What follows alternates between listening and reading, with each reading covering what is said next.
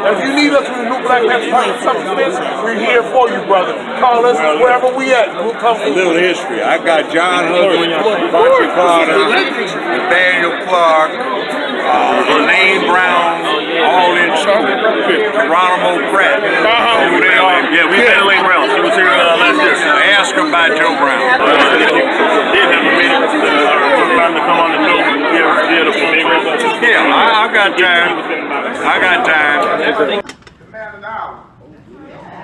Y'all know him, y'all love him, y'all watch his show. Y'all know how dignified he is.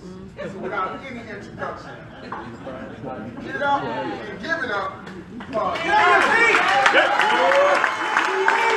Joe Brown!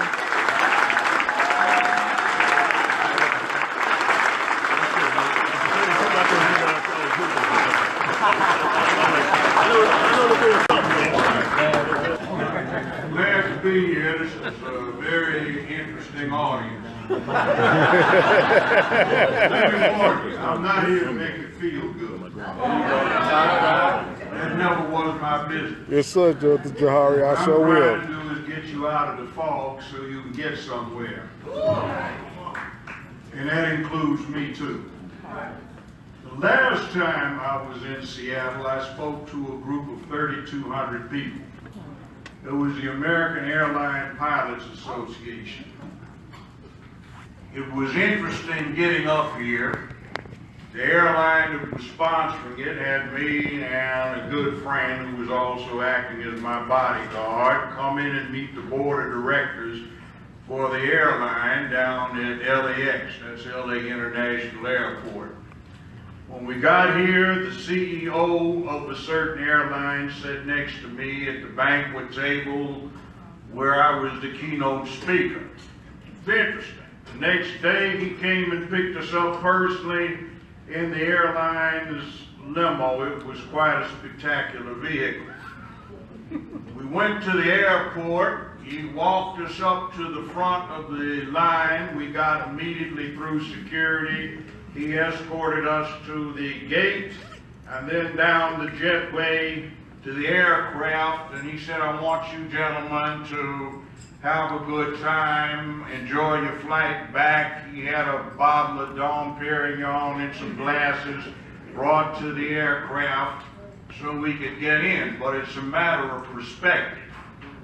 When we entered, there was a young lady who was being senior flight attendant for her first time because the one that was ordinarily the flight attendant was ill.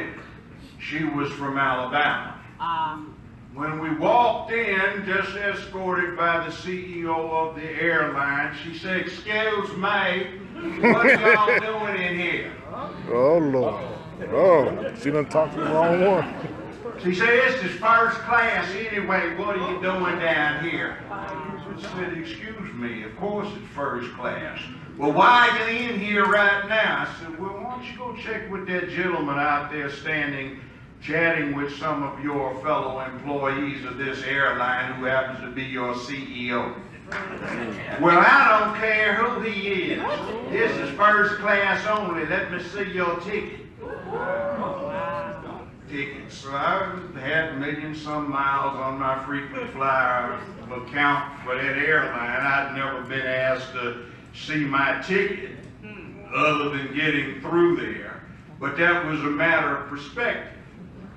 So the flight was not good because of this witch, but that's still. No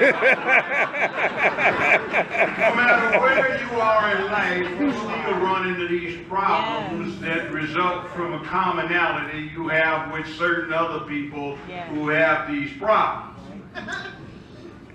Now, there was another part of it. There was a sky marshal on board that flight. And when we got off of it, my friend and I were going over across the way at LA International, which is a huge airport. We're going to take a flight to New York and then from there to Prague, Czech Republic. So the sky marshal came up and he said, you guys are jerks. So my friend, who was my same age, said, excuse me, what did you just say? I said, no, man, don't do what you're going to do. So let me talk to this fool. So I still acted as an idiot. The only thing that saved him was it would have been very embarrassing to the sky marshals for two 65-year-old men to have whipped his behind. Now, on that, we finally got to the other side, and when we went in and went through security, somebody from TSA had an attitude problem. He made the mistake of talking to my friend the wrong kind of way, and my friend took umbrage with this, and he copped an attitude. So the TSA type said, "You guys stand over there. I'm calling LAPD." So when LAPD gets there, if any of you from Los Angeles, you know about LAPD. And when the two officers walked up, it got kind of funny. There was a whole team of basketball players, all brothers were walking through, so they heard this. And this cop says, "Excuse me, sir, what seems to be the problem?" "Well, that guy over there's got an attitude." "Whom are you speaking about?" "The guy over there in the tan shirt." Cop said, "You mean the big guy in the tan shirt?" He said, "Yeah, him." He said, "Well, look, wait. He talked to his partner." He said, "Back off." He said, "Look, I got a suggestion to you, a little unsolicited advice.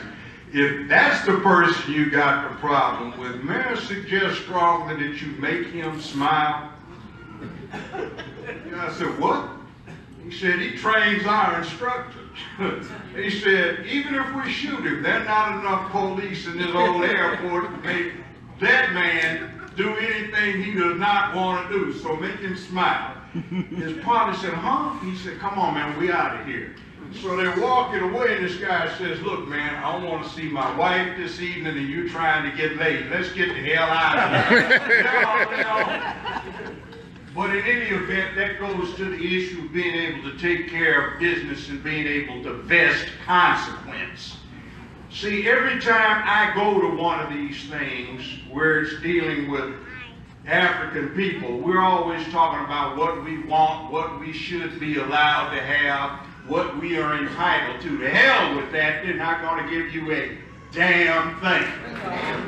In 400 years, haven't you figured that out yet?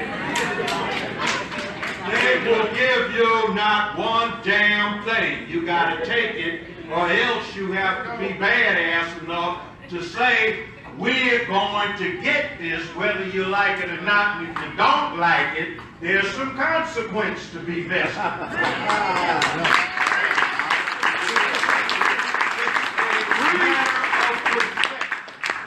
I'm talking about Africans. Now, what do I mean by an African? All right, I'm going to digress a little bit. There's this thing called mitochondrial DNA. It's passed from the mother to her sons and daughters, but the sons can't pass it on, only the daughters.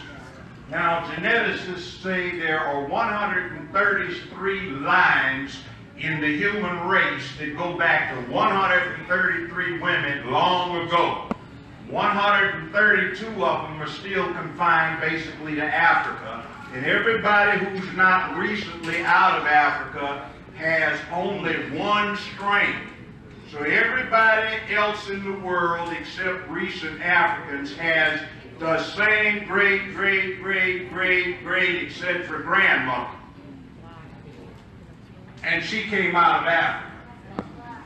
So that means everybody that you run into in the whole world is African. They may not realize it. They may not have the same color scheme, but they're from Africa. Everybody came up out of Africa. Some went to Asia and got yellow. Some went to Europe and got white. Some went from Asia to America and got red. Some came back around once they settled the Americas and mixed it up and got brown. But everybody is from Africa, and there's some problems all of us from Africa in this country are having.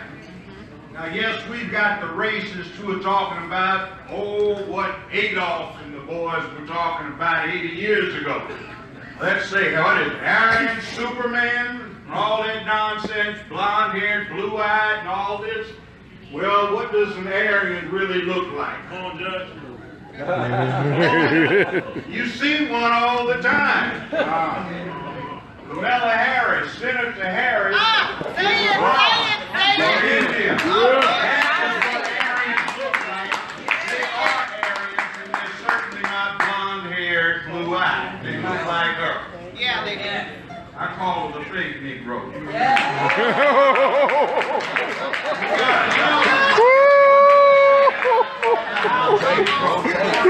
I got you, baby. I got it. We got a lot of fake Negroes. Say it, Judge. Tell it, Judge. Say it, Judge. We have 11,000 plus elected black officials in this country, and there are a handful that are all right. They're trying, but most of them aren't. And there's a big elephant in this room nobody's mentioned. Maybe it's seen, you know, you can still feel it. It's kind of red, blue, green, yellow, and it all got quiet, didn't it? Speak on. See, there's a thing about perspective. See, has anybody ever heard of a guinea pig? Yes, sir. It's an animal they conduct experiments on. And those that look like they're from Africa or have something of African in them, we are a guinea pig for a lot of this country's experiments. Now, I will say this. Those people who have the rainbow persuasion, it's their right to do whatever the devil they want to do. When they do it in their bedrooms, I don't care. It's your freedom. Try to bring it in my living room, you go ahead.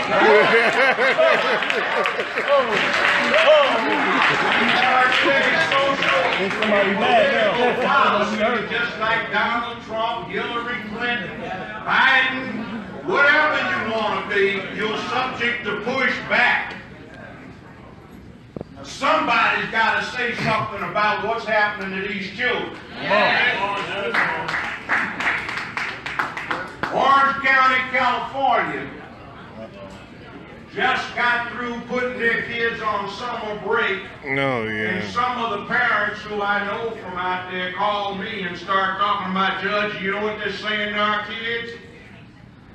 They're talking about a certain peculiar kind of sex education. They're telling you what toys to buy if you're a boy and you want to try anal sex, what lubricants you should use. And if you can't get the toys because your parents might have a fit, cucumbers will do nice. What? Girls, if you've been trying, this is how you deal with cunnilingus. This is what you do with your tongue. And this is starting in the 3rd grade. Nobody has said a damn thing about this in a public meeting for a long time because everybody's afraid. They have their rights. You do what you want to do. But I'm unapologetically 100% man, and damn it, I'm interested in what happens to all of us. Come on. Yes, sir. Tell them, Judge. If you watched my show, which I didn't start until I was in my 50s, and it ran 15 years. I had a motto which did not come from the show I had for the last 35 years, which was protecting womanhood and promoting manhood. It's a man's job to be willing to be sacrificed in the name of doing what he's supposed to be doing. Men are like lifeboats. They sort of hang around on the ocean liner of the cruise ship, and they just kind of putting themselves in the position of being nice backdrops for those pictures you take on your cell phones when you're on vacation. But you get a Titanic situation and you damn well need a whole lot of lifeboats. And ladies, if you don't understand what that means, let's say you have a sister, niece, granddaughter, and she's doing well. She's got a master's degree, and she is upstairs on the second floor of her townhouse, and she has had a nice glass of Chablis, reading a delicate novel, and she's got a big meeting tomorrow where she's going to do this masterful presentation and really ace it. And she says, well, I better go to bed now so I can be fresh in the morning.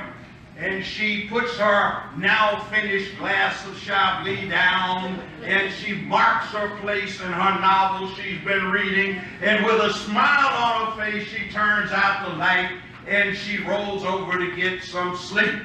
Well, about 18, 19 minutes later, somewhere just before 2:30 a.m., she is wide awake because she heard some glass breaking down on the first floor.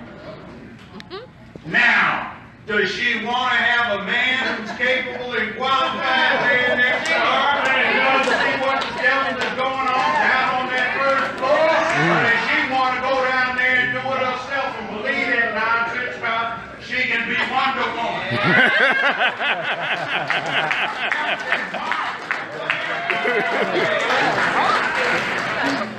It does not work that way.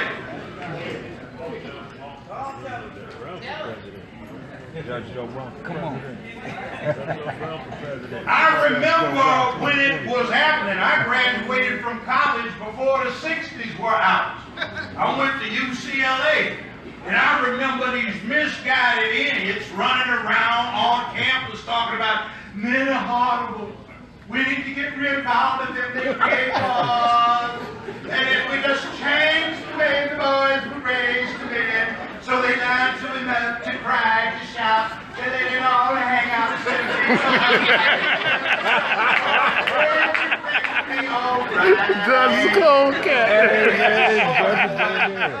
white guys who could not make it in the white man's world. It was a little too soft.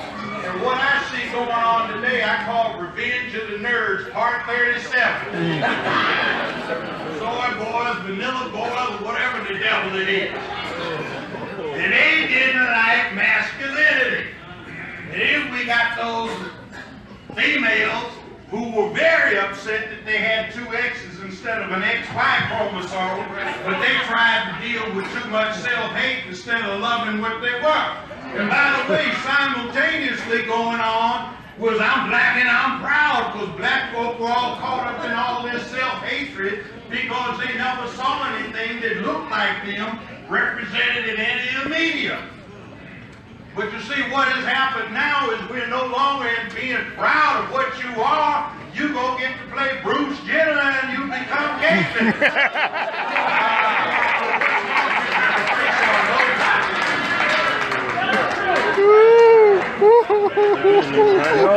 I'm getting it, baby. I get it. Seattle's off the chain, baby. Joe Brown, it's true.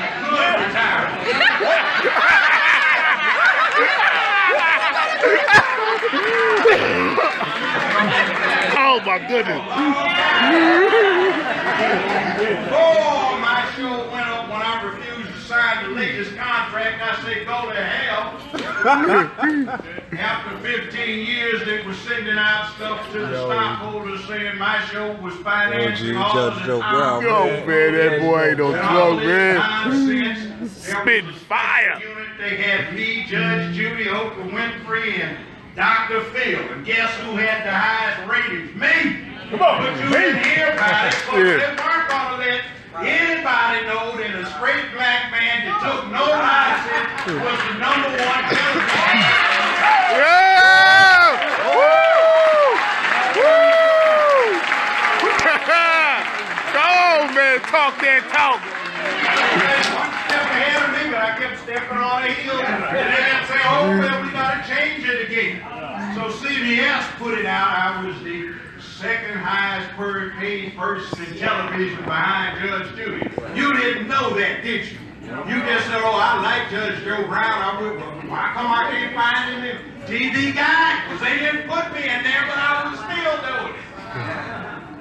They do not want somebody telling you the truth. Now, we've all touched on it. You know one of the problems is black Africans in this country that we have. There are white ones too, they just have the wrong paint jobs. Just like Henry Ford used to make the Model T, you could get it in any color you wanted as long as it was a black one. And then they started making them in red, brown, and yellow, and all the rest of it was still a T, still a Ford. I don't like those cars. Over the last 50 years with those things. F-O-R-D, found on roadside dead or this. Talking about your car, Jamie. Not work for me. But let's get back to what's really happening here. This penitentiary problem. Fundamentally, there is something wrong with what this country has been doing, not just to us. It is the only industrialized country that does not have a governmental program in place to deal with how ordinary working people have been made obsolete by industrial technology and computerization. Everybody else has a plan but us. And we say, free enterprise, we limit to free enterprise and it will solve everything. Hell, free enterprise is about making money. It's greed. It is not about altruism and charity. So what do we do when most of these folk have been made obsolete and they get messed up like, what was his name? Timothy McVeigh? Oh. Blew up that courthouse in Oklahoma City with 250 pounds of ammonium nitrate fertilizer. Do you know what that stuff is? It is the most common fertilizer in America. You can buy it at a lawn and garden store. You can buy it at Lowe's. And all sorts. You used to be able to buy it at Sears before they went belly up. But they use it as filler in artillery shells. It is pound for pound, 1.5 times more powerful than TNT. Sheriff's Department down there in Memphis, when they want to go blow something up, they go to local Lowe's, which is one of those kind of stores, and they go buy 25 pounds. And they blow it up. And you don't have to record it either. Nobody writes anything down. And in the military, you know, Fort Lewis is right up the way. They used to have a saying, bullets kill a lot of people, but only high explosives kill enough. So they don't want Timothy McVeigh coming back around and haunting everybody. So what do? They use the criminal justice system, not to deal with crime, not necessarily with black folk, but you take it as a control of surplus labor. See, labor is a commodity like wheat, corn, or cotton. Right. But when you get a glut, the price of the commodity drops. And if Timothy McVeigh gets resurrected and the price of his working wages drops too far, he wants to go blow up another courthouse. See, black folk don't do that. You know, our opposition, when you're black talking about what somebody's going to give you, you know, they have sayings like, give me liberty or give me death. I regret that I have but one life to give for my country. Better dead than red. And they mean that shit. You know?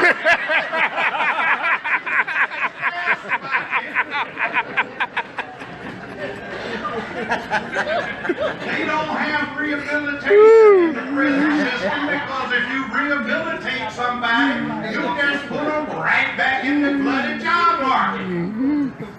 And how do you deal with surplus commodities? 1, you cut back production. 2, you subsidize the would-be producer. And 3, you store the surplus. In reverse order, this surplus is put in a jail cell instead of a grain silo. The subsidy is the welfare or the Section 8 subsidy that goes on. And cutting back production is the really insidious one. Yes, sir. Joe Brown, man. He's a cold cat. Man, you know, man. Slug, you need to go back and watch this, baby. I'm telling you. To be played, cheddar to be made, man. We got merchandise to move, man. So the kids bang out, drop out, drug out, don't develop any educational proficiency, have no vocational training, got wrong lifestyle. wrong way of carrying yourself, dressed like you look like you've been hanging out under the bridge every night because you're homeless and ought to be pushing the grocery bag with a long bag full of your meager possessions inside of it. I tell people, well, why you wear suits all the time? It's urban camouflage, folks.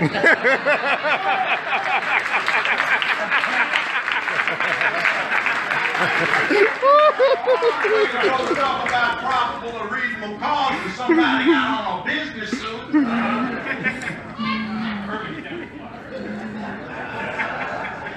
You running around here with your pants down off your butt. Let me tell you about that. If you want to tell the kids, I can get these kids in high school pulling up and say, yeah, man, you know what you look like. First time I saw it was in 1980. I had a real theme that I inherited from a dead law partner who got gunned down along with a whole bunch of other folk involved in a drug case where he was representing somebody. Yeah, it gets dangerous sometimes. But anyway, I'm up there in Nashville at the main penitentiary, and it was 104 degrees. The air conditioning had broken down in the attorney-client conference room, so I'm sitting out on the yard with a yellow pad listening to this thing. So I'm writing up what I need to get his delayed appeal together. So I look up and see somebody, pants hung off his butt and baggy shirt, boxes showing. I said, what is that? Oh, Lord, brown, man, it's like this, man. Someone was up in here, man, doing long time of life, man. We got everything up in here but soft booties, man. That's man pussy over there. Oh, hell no. Oh, well, they gonna hear it anyway.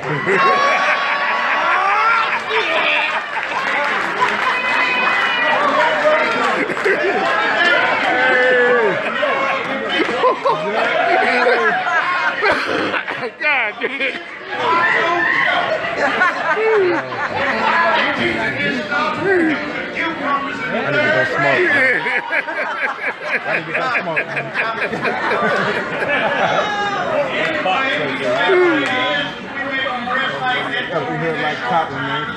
We turning them out. See over there where them trees are, where the guards ain't around? We pin them down, pull them down, and get down. and we got some jewelry we done made for dude off in the metal shop, and Jamal done got baby sister sent some mascara, rouge, eyeshadow, lipstick, plastic nails. We gonna girl dude out.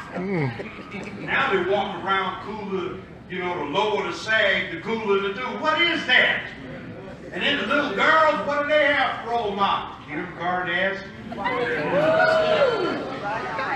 You ever wonder what the Kardashians do to earn their money?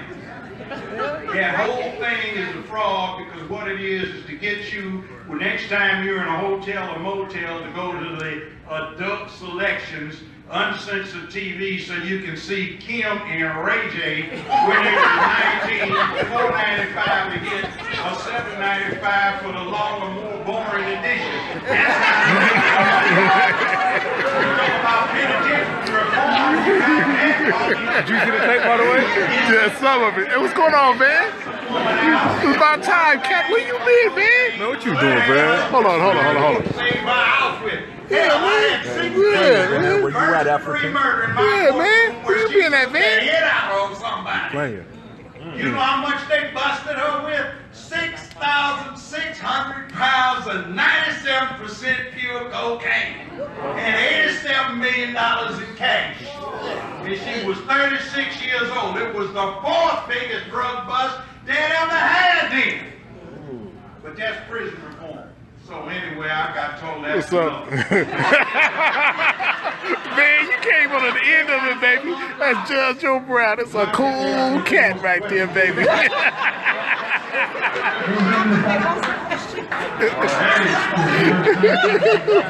I was clean up now, you know. Y'all eating up here.